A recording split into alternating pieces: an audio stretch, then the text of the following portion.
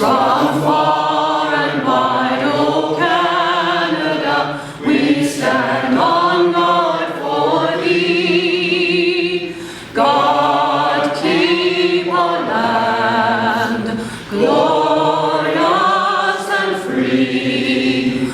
O Canada, we stand on guard for thee. O Canada, we stand on guard for thee.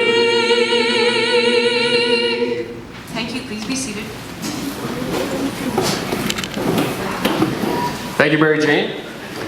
All right, as Keith mentioned, my name is Jeremy St. Louis. I'm from AM 1250 News and Mix 96, and I will be the moderator for this evening's forum.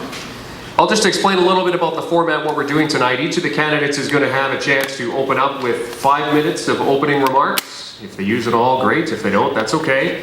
Then we're going to spend some time getting questions from you, the audience. Now, there are 2 scrutineers, I believe, that are making the way around. Scrutineers, if you are around, can you raise your hand, please? John Peters is one. I think there's another. There we go. If you have a question, you are to raise your hand, and either the scrutineer or a member of the chamber will come and get the question from you. And then they will bring that question to me. And I will ask the question to the candidates. Now, candidates, you're being given 1 to 2 minutes to answer the questions. I would just ask you as a courtesy to try and abide by that time. There is somebody that is keeping time. I don't want to have to jump in and physically restrain any of you. I would appreciate it. I'm not a big guy. So if you could keep it to the time, that would be appreciated. We want to get in as many questions as we can and give every candidate the chance to speak. If a question is directed at a specific candidate, that candidate will be allowed to answer, as well as every other candidate will be allowed to answer that question, and then it will go back to the original candidate for a rebuttal. Fair enough? Okay. I'll introduce your candidates for those at the back who may not know. Rick Lim of the Pirate Party of Canada. Mr. Vic Taves, the Progressive Conservatives. David Reimer from the Christian Heritage Party of Canada. Al Mackling, representing the New Democratic Party. Janine Gibson, representing the Green Party. And Terry Hayward, representing the Liberal Party. Now each of them will have this mic. You just pass it along. Okay, when you're done, just pass it to the next candidate. And we're on our way. Opening remarks, starting with you, Rick. Hi, good evening. That's loud. Hi, I'm Rick Lim. I guess you can consider me newbie for as far as running for public office is concerned. And the reason I'm running is I watch the news every now and then, every day, and you see a lot of I guess you can say bickering, and also I find it the government could do a better job at like their past government or present government with being more transparent and more accountable. And I was thinking what's the best way, what specific ways can we do to make that happen? And so I thought, and then also from my computer background, I was also getting concerned with seeing some legislation being introduced that I thought might not have been well thought of, because I thought there could have a big impact on future innovations in Canada, and also effects on the development of our new information infrastructure. And I came across Pirate Party of Canada, which share the same principle as I do of open government, and also on the different information laws. So I joined them last year, and about less than a month ago, I decided to run and represent the party to have as much representation for our first general election as possible. And I talk about the concerns of legislation that could affect our future, and I'll just give one example.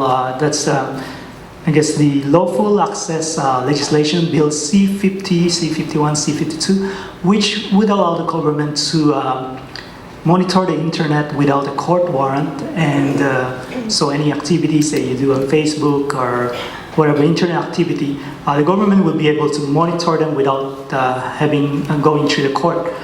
And I find a lot of problems with this proposal, because first, anyone who have a basic idea of computer knows that if you are a criminal and you want to hide, like conceal whatever you're doing, you can very easily do it. And the monitoring of the internet is not gonna catch that. So I thought, that's not gonna work.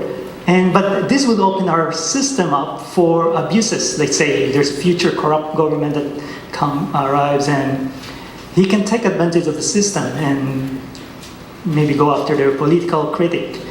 Like if there's a future Nixon, he doesn't have to worry about Watergate scandal because it would become illegal. And so that's one problem. And the second problem is the internet service provider will be mandated to update their system, to monitor, to be able to do a real-time monitoring of the people's internet activity. And that would increase their costs. And they also have to report to government, so add administrative cost to that. So the smaller ISP would probably close the door from the additional cost. If not, I'm sure the cost will pass down to the consumer. And the third problem is, for such a massive undertaking, there's a problem, there's a risk that it could become another billion-dollar boondoggle, like I guess the long gun registry. And so is it worth getting rid of the check and balance that's been in place, that's vital for our democracy, is having like a court order before a search warrant or a wiretapping? So I find that kind of dangerous because like if you look at G20, I know our officers and RCMP are like outstanding officers, but what happened at GN20, if you've seen FIPA State at CDC, was a lot of people, innocent people, were arrested, and because they got rid of like the balance, check and balance that's been in place. And so from the top, the order might have come from the top, and so like it just shows how without the check and balance, people could easily lose sight of things and could lead to abuses of power. So I would just like to ask whoever the next government is to reconsider such legislation and hopefully not package it with the crime bill, which there's a report that says that the government or the current government intend to pass it with the crime bill within 100 days of getting a majority. And so, thank you.